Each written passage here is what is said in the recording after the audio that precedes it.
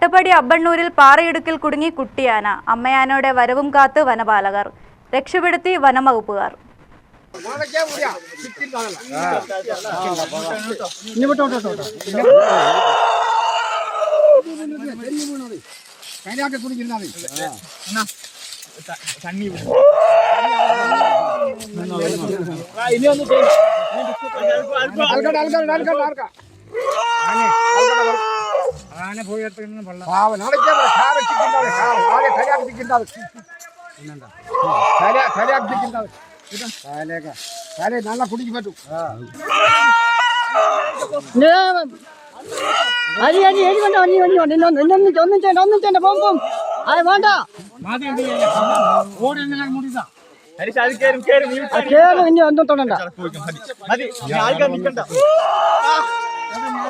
കുറച്ച് വെയിറ്റിംഗ് ചെയ്യാം.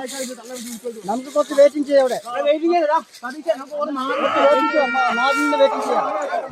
ഇന്നലെ രാവിലെ 7:30യോടെയാണ് ആനക്കുട്ടിയെ പാറയിടുക്കിൽ കുടുങ്ങിയ നിലയിൽ ആദിവാസികൾ കണ്ടെത്തിയത്.